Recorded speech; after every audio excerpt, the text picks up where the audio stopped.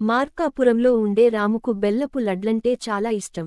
ఒకరోజు వాడు బడినుండి ఇంటికి వచ్చేసరికి ఎదురుగా బెల్లపు లడ్లు కనిపించాయి. మహదానందంతో లడ్లమీదికి దాడి చేశాడు వాడు. ఒక లడ్డూ తిని ఇంకో లడ్డు కోసం చెయ్యి చాపేసరికి కనబడ్డాయి. లడ్డూల పళ్ళెంలో చాలా ఈగలు వాలి ఉన్నాయి. జుయ్ శబ్దం చేసుకుంటూ ఎగిరెగిరి నాకుతున్నాయి లడ్డూలని. వాటిని చూస్తే కంపరం పుట్టింది రాముకు. పళ్ళెం మీద ఒక చేతిని నిలిపి రెండో చేత్తో టాప్ మని చప్పట్లు కొట్టినట్టు చరిచాడు. చేతులు విప్పి చూసుకుంటే ఒకటి కాదు, రెండు కాదు, ఏకంగా 7 ఈగలు చచ్చి అతుక్కుని ఉన్నాయి చేతిలో. ఒక్క దెబ్బకు 7 ప్రాణాలు, ఒక్క దెబ్బకు 7 ప్రాణాలు అని అనుకున్న కొద్దీ రాముకి ఉత్సాహం ఎక్కువైంది. తను చేసిన ఘన కార్యం గురించి అందరికీ చెప్పుకోవాలని మోజు పుట్టింది వాడికి. దాంతో వాడు ఊళ్ళోకి పోయి దర్జీ చేత ఒక పట్టీ కుట్టించుకున్నాడు. దానిమీద దెబ్బకు 7 ప్రాణాలు అని పెద్ద అక్షరాలతో రాయించుకున్నాడు. ఆ పట్టీని పటకాలాగా నడుము చుట్టూ కట్టుకొని అట్లా లడ్డూలు తింటూ కులాసాగా ఊరి చివరికంటా వెళ్ళొద్దామని బయలుదేరాడు. ఊరి చివర్లోనే చక్కని అడవి. రాముడు అడవిలో కొద్ది దూరం నడిచాడో లేదో ఆగు అని అరుస్తూ వాడి ముందు ప్రత్యక్షమయ్యాడు ఒక రాక్షసుడు. రాము ఒక క్షణం భయపడ్డాడు. కాని అంతలోనే వాడికి తన నడుముకు ఉన్న పటక గుర్తుకుచ్చి చాలా ధైర్యం అనిపించింది. వాడు నిటారుగా నిలబడి, ఏంరా ఓరే, దెబ్బకు 7 ప్రాణాలు అంటే ఏంటో నీకు తెలియలేదా? వివరించాలా? ఒక్క దెబ్బ చాలు అంతే అన్నాడు చేత్తో పటకా కేసి చూపిస్తూ. రాక్షసుడు రాము నడుం చుట్టూ ఉన్న పటకా కేసి చూసి కొంచెం బిత్తరపోయాడు. అయితే వెంటనే తేరుకొని, నీ బలం చూపించురా, నమూనాకు ఇదిగో నా బలం ఎంతటిదో చూపిస్తాను చూడు అని ఒక రాయిని తీసుకుని నలిపేశాడు. అది పొడి పొడి అయిపోయి రాలిపోయింది. రాము గట్టిగా నవ్వి తన జేబులోంచి ఓ బెల్లపు ఉండను బయటికి తీసి దాన్ని ఒంటి చేత్తో నలిపేశాడు. అది కూడా పిండి పిండి అయిపోయింది. అంతేకాదు, దానిలోంచి ఒక చుక్క నూనె కూడా కారింది. రాము నలిపేసింది రాయినే అనుకున్నాడు రాక్షసుడు. రాతిలోంచి నూనెను పిండిన రాముని చూసి వాడి వెన్నెముకలోంచి వణుకు పుట్టుకొచ్చింది. వాడు గబుక్కున రాము చెయ్యి పట్టుకొని ఊపుతూ, భలే బలవంతుడివోయ్ నువ్వు. నా పేరు ఏకదంతం. నువ్వు నాకు నచ్చావు. నాతో పాటురా మా ఇంటికి. అక్కడ మా తమ్ముడు ద్వేదంతం ఉన్నాడు. వాడికి కూడా నిన్ను పరిచయం చేస్తాను. రా మా ఇంటికి పోదాం అని వాడిని దొరకపుచ్చుకొని తమ గుహకు తీసుకెళ్లాడు. రాముకి వాడితో వెళ్లటం అస్సలు ఇష్టం కాలేదు. కాని ఏం చేస్తాడు? ఏకదంతం వాడి చేతిని బిగించి పట్టుకుని లాక్కుపో యాడాయే. అక్కడికి వెళ్లేసరికి ద్వేదంతం ఏదో వండుతున్నాడు. ఇక రాముకి వాళ్ళిద్దరితోబాటు తినటం, అక్కడే పడుకోవటం తప్పలేదు. సరేలే, తెల్లవారగానే ఏదో ఒక సాకు చెప్పి తప్పించుకుపోవచ్చు అని వాళ్లు పెట్టిందేదో తినేసి మంచం మీద నిగడ తన్నుకుని పడుకున్నాడు. రాము పడుకోవటమైతే పడుకున్నాడుగాని భయంతో వాడికి ఎంతకీ నిద్ర పట్టలేదు. రాక్షసుల ముఖాలే వాడి కళ్ల ముందు కదలాడుతూ ఉన్నాయి.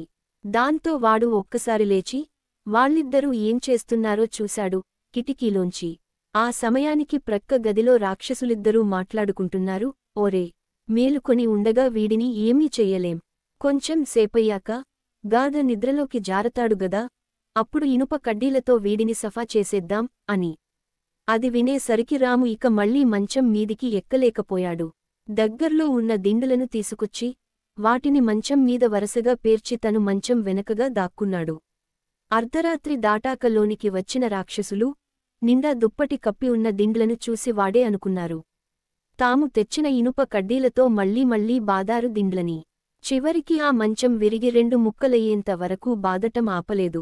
ఒకసారి మంచం విరిగాక కిక్కురుమనకుండా చచ్చాడురా, బలవంతుడట బలవంతుడు అని ఈస్టిస్తూ వెళ్లి పడుకున్నారు. తెల్లవారాక వాళ్ళిద్దరూ ఫలహారం మొదలుపెట్టే సమయానికి నవ్వుతూ వచ్చి టేబుల్ ముందు కూర్చున్నాడు రాము. శుభోదయం అన్నలు అంటూ. చచ్చిపోయాడనుకున్న రాము లేచి వచ్చేసరికి రాక్షసులిద్దరికీ ఆశ్చర్యమూ భయమూ ఒకేసారి కలిగాయి. రా తమ్ముడు, రాత్రి బాగా నిద్రపట్టిందా అన్నారు వాళ్ళు. పర్లేదు అన్నలు, బానే పడుకున్నాను చాలాసేపు. కాని మధ్యరాత్రి ఎక్కడినుండి వచ్చాయో గాని 2 ఎలుకలు వచ్చాయి. తోకలతో కొట్టి సతాయించాయి నన్ను. ఇంకొంచెం సేపుంటే వాటిని పట్టుకొని నలిపిపారేసి ఉండేవాడిని. బ్రతికిపోయాయి అన్నాడు రాము నవ్వుతూ. పంపుదాం అని వాళ్లంతా వాడిని నేరుగా రాజుగారి దగ్గరికే పంపించారు. ఆ సమయానికి రాజుగారు తల పట్టుకుని ఉన్నారు. రాజ్యంలోకి ఎవరో ఇద్దరు రాక్షసులు వచ్చి పడ్డారు. ప్రజల్ని నానా ఇబ్బందులు పెడుతున్నారు. వాళ్ళని ఎవరు, ఏం చేయాలో, ఎలా చెయ్యాలో తెలీటం లేదు. నువ్వెవరో తెలీదు. నిజంగా మహాయోధుడివా? మా రాజ్యానికి ఈ రాక్షసుల బెడద తొలగించావంటే నిన్ను మా దగ్గరే ఉంచుకొని చదివించి పెద్దయ్యాక మా అమ్మాయినిచ్చి పెళ్లి కూడా చేస్తాను. కాదు, ఈ పని నీవల్ల అవ్వదంటే చెప్పు, ఆ పటక తొలగించుకుని ఇంటికి పో. రాక్షసుల సంగతి నేనే చూసుకుంటాను అన్నాడు రాజు. దెబ్బకు 7 ప్రాణాలు అని చదివి రాముకి అభిమానం పొంగివచ్చింది. అదీకాక వాడికి ఇప్పుడు రాక్షసులంటే భయం లేదుగా, అందుకని వాడు రాజుగారికి మాట ఇచ్చి బయలుదేరాడు. రాక్షసులిద్దరినీ వెతుక్కుంటూ పోయాడు. అడవిలోకి వెళ్ళగానే కనబడ్డారు ఏకదంతం, ద్వేదంతం. ఇద్దరూ ఓ మర్రి చెట్టు క్రింద కూర్చొని గమ్మత్తుగా మాట్లాడుకుంటూ ఉన్నారు. రాము అక్కడున్న గులక రాళ్లను కొన్నిటిని ఏరి జేబులో వేసుకుని మెల్లగా చెట్టెక్కి కూర్చున్నాడు. ముందుగా ఒక రాయిని గట్టిగా ఏకదంతం మీదికి విసిరాడు. ఏకదంతం ఒక్కసారి ఉలిక్కిపడి ద్వేదంతం కేసి అనుమానంగా చూసి ఊరుకున్నాడు. ఇప్పుడు రాము మరో రాయిని మళ్ళీ ఏకదంతం మీదికి విసిరాడు.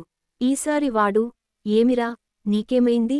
బుద్ధి ఎక్కడికో పోతున్నట్లున్నదే అని గట్టిగా తిట్టాడు ద్వేదంతాన్ని. చెట్టుమీదున్న రాము నవ్వుకుని ఈసారి రాయిని ద్వేదంతం మీదికి విసిరాడు. ద్వేదంతం చటుక్కున లేచి, నేను నిన్ను ఏం చేశాను? అట్లా కొడతావెందుకు అని ఏకదంతంతో కలబడ్డాడు. అట్లా రాము ఇద్దర్నీ మార్చి మార్చి కొట్టటం, ఇద్దరూ ఓళ్ళు మరచిపోయేట్లు కొట్టుకోవటం జరిగాయి. చివరికి ఇద్దరూ కలిసి పైకి చూసేసరికి కొమ్మల్లో ఇకిలిస్తూ కనబడ్డాడు రాము. నేను రానా? నేను కొట్టనా అని అడుగుతూ. రాక్షసులిద్దరికీ గుండె జారిపోయినట్లయింది. అన్నా, తమ్ముడు, వీడు మనల్నే వెంబడిస్తున్నాడు, మాయం అని వాళ్ళిద్దరూ తటాలున మళ్ళీ అక్కడి నుండి మాయం అయిపోయారు. ఈసారి ఇద్దరూ ఆ రాజ్యాన్నే విడిచిపెట్టి పారిపోయారు. రాజుగారు రాముని గొప్పగా సత్కరించారు. ఏనుగుమీద కూర్చోబెట్టి ఊరేగించారు. రాముకి చాలా సంతోషం వేసింది. మనసు కొంచెం సేపు మబ్బుల్లో తేలిపోయింది. అంతలోనే వాడి ముఖం మీద నీళ్లు వచ్చి పడ్డాయి. లేవరా, గాడిద! రాణి, రాజు, సింహాసనం, ఏనుగులు అన్నీ ఎక్కడివక్కడే ఉన్నాయిలే. లేచి వెంటనే పళ్ళు తోముకుని బడికి బయలుదేరలేదంటే నీకు ఇక్కడే స్నానం చేయించేస్తాను నేను అంటూ మరో చెంబెడు నీళ్లు వాడి ముఖం మీద చిలకరించబోయింది రాము వాళ్ళమ్మ. చటుక్కున లేచిన రాము గబగబా స్నానాల గదిలోకి దూరాడు. పళ్ళు తోముకొని రాగానే అమ్మవాడి చేతిలో ఓ బెల్లపు లడ్డూ పెట్టింది. నేను తిన్నాగా అన్నాడు రాము.